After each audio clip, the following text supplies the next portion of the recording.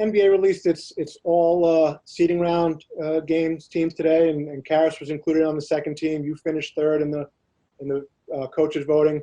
How did you feel about the recognition for Karis and your inclusion in those voting? Yeah, great compliment to what Karis was and is able to do with our team.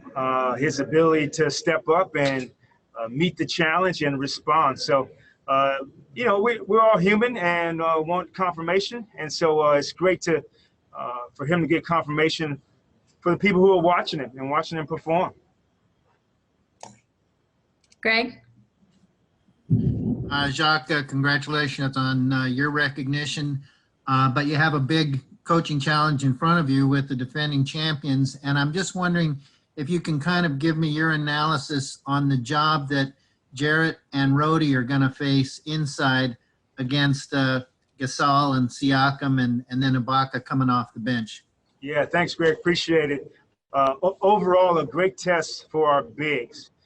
To do multiple things, because their bigs can shoot the basketball, they can pass the basketball, and at the same time, they can punish you on the inside. So great challenge for Rhodey and Jay to start the game. And overall, we're still going to try to dictate and be aggressive. So that mindset won't change for us. Taller tasks, because this crew has been together and very experienced. They'll be ready to play. They're well coached with Nick Nurse. So great challenge for our staff to put something in front of them maybe that they haven't seen before and hopefully respond to us. Christian?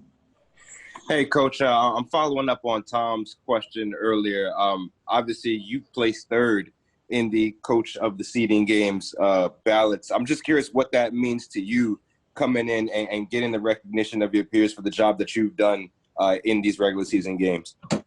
Yeah, Christian, that credit goes to the players, man, our performance staff and the people who are part of this essential travel party, the work they put in to get our guys prepared to play and to respond from game to game, managing the minutes, managing overall how our guys were feeling with health and rhythm. So it's been great to be part of this synergy and connection with our group. And the players deserve the credit, Christian, in all honesty. They're the guys out there that making the play. I'm a small vessel in this thing trying to put them in the right positions. Alex? Hey, Jacque, also congratulating you on your recognition for your performance in the bubble. I want to ask you about, Toronto's defensive schemes. They switch it up, it seems like, more than anybody else in the NBA. And what are the challenges preparing for that? And, you've already talked about how creative you've had to get on offense given the situation you've been in from a roster standpoint. Just how far does that have to push? Do you have to be pushing the creative ideas just based on how often they change it up? Yeah, thanks first, Alex. I think overall, again, this is an interesting balance for us. And it was indicative of today and our approach of not overwhelming the guys, of still continuing to be simple. But this Toronto staff will challenge you. You'll start wanting to be creative and outthink them. But at the same time, I have to put my player's hat on a little bit and have a fresh mind and a fresh body. So we won't overwhelm them with too many new things, but we will have to make some adjustments on the fly. They're aggressive defensive team, and they make you make decisions, and they try to stress you out. They put you through a stress test, and whether that is the way they converge on pick and roll coverage, where they converge in the paint, the way they fly at you in contesting shots. So we will have opportunities to shoot the basketball, and we encourage our guys to do that. That was a big message today.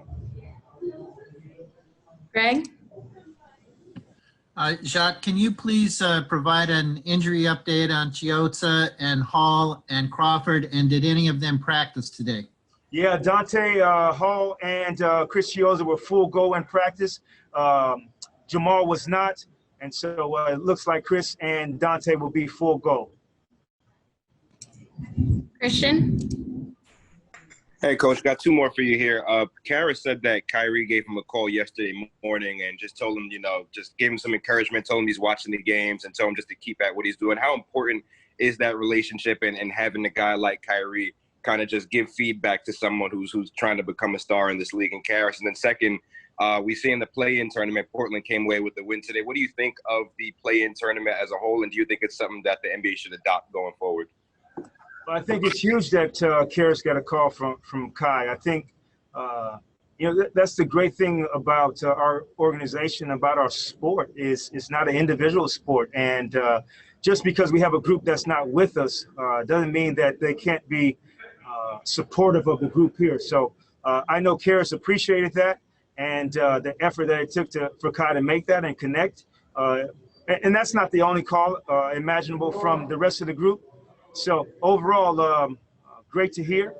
And then I think this landscape, there's innovation that's come from this pandemic and being in a bubble. And so the innovation of the play-in game seems like it had some, positives to it. And hopefully there's more innovation that comes from this. Alex?